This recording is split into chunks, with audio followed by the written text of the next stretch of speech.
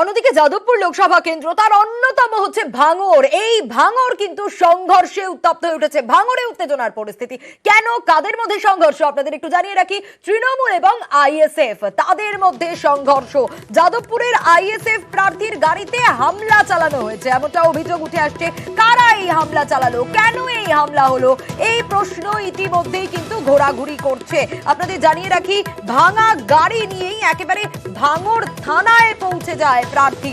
Trinamool ISF এর সংঘর্ষ এবং ভোটের আগে ভাঙড় উত্তপ্ত হওয়ার খবর কিন্তু আগেই সামনে এসেছিল। আবারও ভাঙড়ে উত্তেজনা, তৃণমূল আইএসএফ সংঘর্ষ আর ভোটের আগে এই উত্তেজনার পরিস্থিতিতে স্বাভাবিকভাবে সেখানকার মানুষজন তো আতঙ্কিত হবেই। তৃণমূল এবং আইএসএফ এই দুই দলের সংঘর্ষের খবর পাওয়া যাচ্ছে, উত্তপ্ত হয়ে ওঠে ভাঙড়ের পরিস্থিতি। কি কারণ? যে কারণ জানা যাচ্ছে, যাদবপুরের আইএসএফ প্রার্থী তার গাড়িতে হামলা করা হয়েছে, এমনটাই অভিযোগ।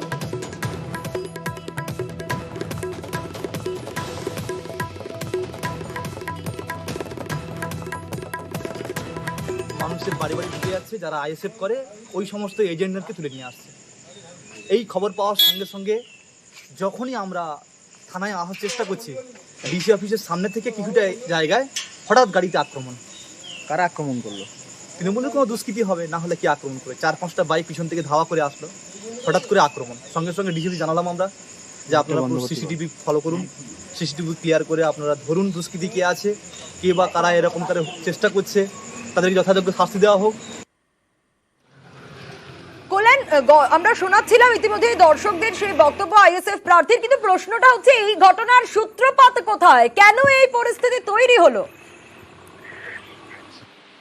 সোনিয়া, এই মুহূর্তে জানিয়ে রাখি যে আইএসএফ যে প্রার্থী নূর আলম খান, তার দাবি এই যে রানীগাছি এলাকায়, এই এলাকায় যে সমস্ত আইএসএফ এর যারা হচ্ছে সাধারণত বুথে বসার লোকজন রয়েছে, তাদেরকে তৃণমূল কর্মীরা ভয় দেখাচ্ছে, তাদের বাড়িতে বাড়িতে গিয়ে মারধর করছে, হুমকি দিচ্ছে।